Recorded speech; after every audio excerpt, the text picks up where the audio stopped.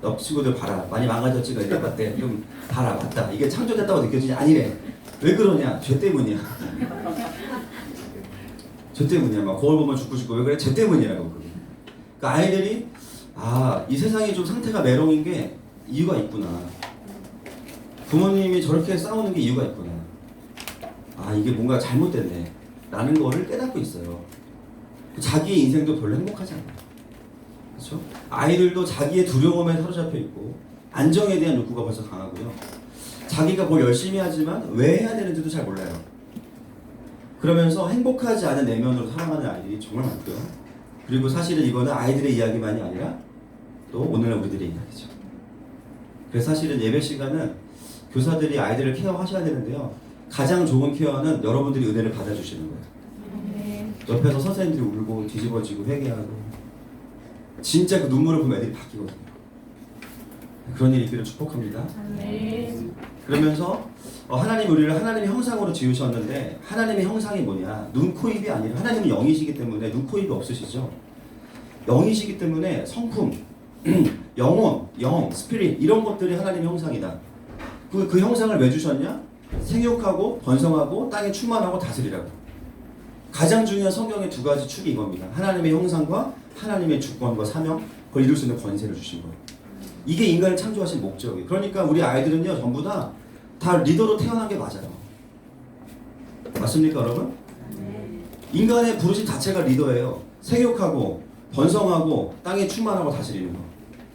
그럼 당연히 죄 때문에 그걸 잃어버렸으면 주님 만나고 나면 어떤 변화가 있냐면요. 당연히 하나님의 형상이 회복되고 생육하고 번성하고 땅에 충만하고 다스리게 되는 거죠. 이것을 아이들과 이제 풀어서 이야기를 하는 거죠.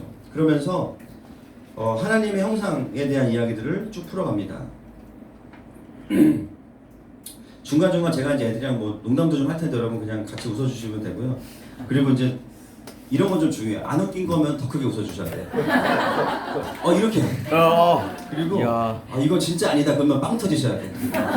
떼굴떼굴 부르시고 진짜 개콘보다 더 재밌다 이렇게 해주셔야 우리가 하나님 나라의 영업을 잘 할 수 있습니다.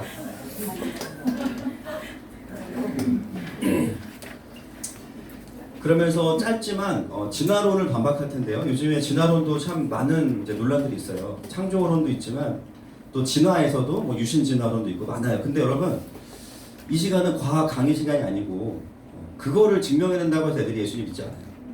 그냥 목사님 공부 많이 했네 이러고 끝나지. 중요한 건 뭐냐면 창조했다. 하나님 우리를 만드셨다. 진화의 핵심은요 방법이 아니고 그냥 목적이 없다는 게 사실 본질이거든요. 그냥 물질이 모여있다가 어떻게 돼가지고 그냥 됐는데 이러니까 설명이 안 되는 게 너무 많은 거예요. 사실 사람을 사람 되게 하는 건 눈, 코, 입이 아니라 우리 안에 있는 영혼입니다.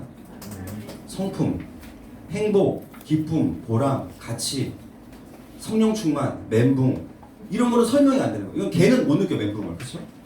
이건 뭐냐? 이게 하나님 형상이다. 근데 그 형상 안에 죄가 들어옴으로 인해서 죄는 하나님과의 관계의 단절인데 우리 안에 엄청난 왜곡이 일어나서 우리가 이렇게 망가졌다라는 이야기를 하게 됩니다. 그러면서 아이들이 가지고 있는 구체적인 어떤 두려움이나 또 죄의 문제들을 제가 좀 끄집어내서 이야기를 하게 돼요. 근데 이거는 이제 제가 미리 말씀을 못 드리는 게 무슨 말이 나올지 잘 모르겠어요. 제가 그 원고대로 가야 되는데 그런 스타일이 아니라가지고 애들 분위기를 보면서 또 성령님이 그 자리에서 주시는 마음들이 있을 것 같아요. 그것들을 가지고 이제 아이들 삶으로 좀 들어가서 이야기하면서 그러면서 무슨 얘기를 하냐면 마태복음 3장 2절 말씀인데요. 우리 교재에 있습니다. 같이 한번 읽어볼까요? 시작. 회개하라 천국이 가까이 왔느니라 하였으니. 아멘. 하나님의 나라는 죽어서 가기도 하지만 예수님 뭐라고 선포하셨냐면 가까이 왔다. 이게 충격이에요. 킹덤이 천국은 민주주의나 공산주의가 아니라 독재예요. 독재. 킹 누굽니까? 예수 그리스도.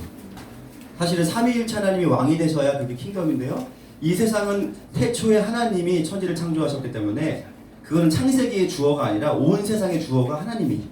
동의하십니까? 하나님이 주인 되실 때에만 행복해요. 애들이 이거에 대한 오해가 있어요. 하나님이 주인 되셔야만 행복해요. 그러려면 하나님의 나라가 온다는 것은 무엇을 의미하냐면 나라가 올 때 킹덤이라는 것은 왕이 오셔야 돼요. 왕이. 신하들이 온다고 해서 나라가 온 게 아니에요. 그런데 왕만 오면 뒤에 천군 천사가 다 따라옵니다.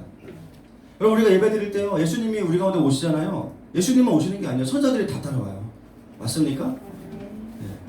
그것이 킹덤의 핵심이죠. 그러니까 아이들에게 무엇을 도전하냐면 하나님의 나라가 죽어서 가는 천국도 있지만 지금 어제 영접했지 하나님의 나라가 너희만 왔어.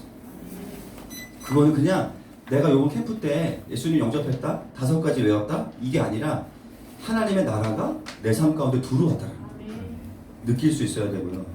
경험할 수 있어야 되고요. 사라질 수 있어야 돼요. 신앙생활은 교회 생활이 아닙니다.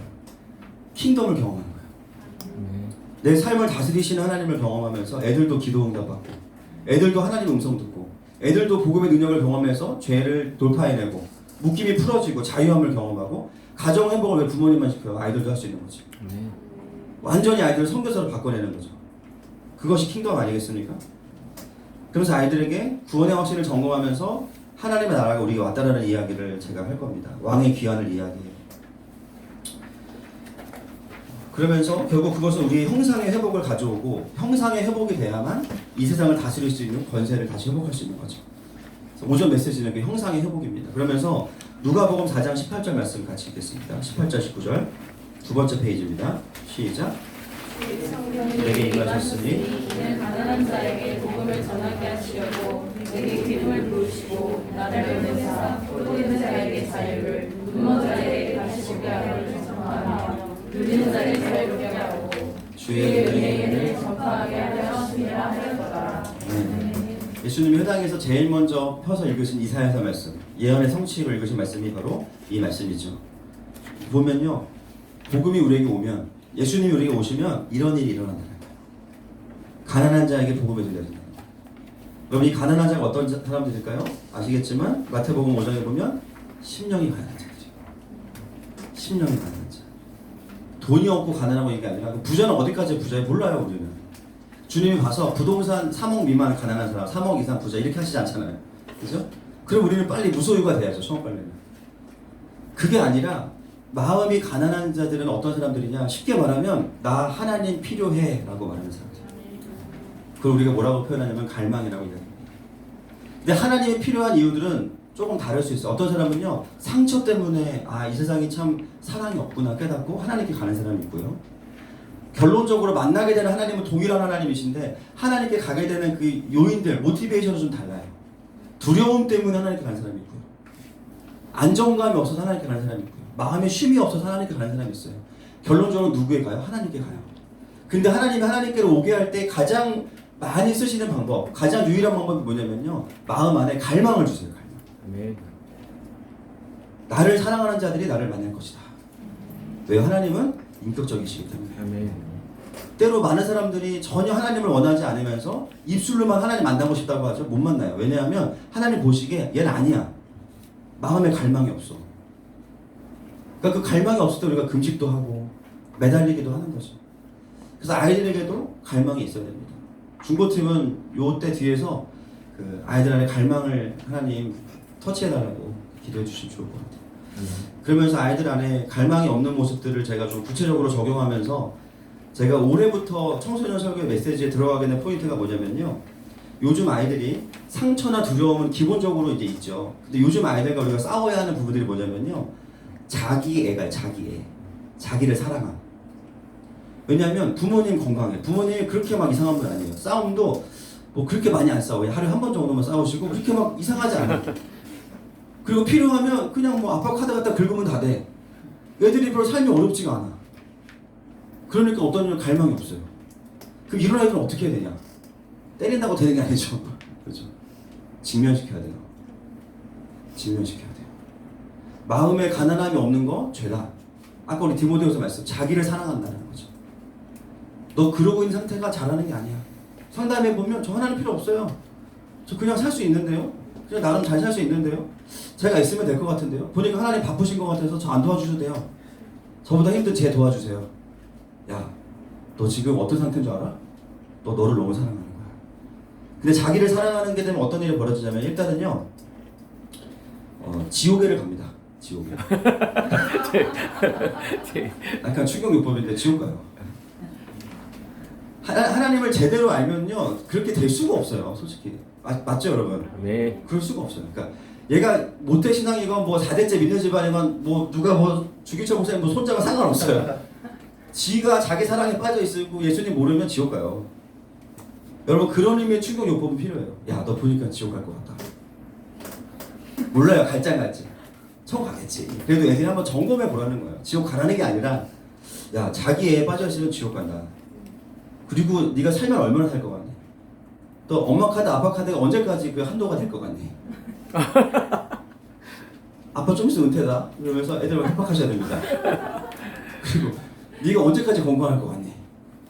선생님 지금 당뇨 주사 맞고 있다. 이러면서 저 얘기하시고 내가 네 나이 때는 날라다녔어. 그러면서 막 이게 오래 안 간다. 그러면서 무슨 얘기를 하셔야 되냐면은 이 땅의 삶이 유한하고 영원하지 않다는 거예요. 애들이 속고 있는 거거든요. 아빠 카드는 영원할 거다. 그냥 나는 영원히 사랑받을 거다. 그렇지 않잖아요, 여러분. 사회 나와보시면. 일단 결혼하면서 다 느끼셨죠? 네, 그래서 하여튼 뭐 그 애들이 이제 그거를 직면하는 게 필요해요. 그러니까 그 자기 애는 자존감하고 다른 거예요. 그게 사랑을 많이 받는다고 자존감이 좋아지는 게 절대 아니에요. 그건 자존심이지 그냥. 하나님 만나야 자존감이 좋아져. 그러니까 사람들이 자존감이 뭔지도 모르면서 그냥 예수님도 모르는 사람들 자존감이 좋다고 그러는데요. 그건 자존감이 좋은 게 아니에요. 자기밖에 모르는 거지. 그래서 아이들이 자기 애에 대한 직면이 반드시 필요하고요. 그거에 대해서 좀 다루고 넘어갈 거고요. 그 다음에 주님을 만났는데 여전히 태도가 자기 애에 좀 빠져있는 친구들은요. 좀 혼내야 돼요. 하나님은 교만한 사람을 싫어하세요. 맞죠 여러분? 네. 교만한 자는 물리치시고 겸손한 자에게 내려주잖아요. 네가 하나님 만난 거 알겠고 예수님 영접했지만 네가 하나님 나라의 사람으로 살아갈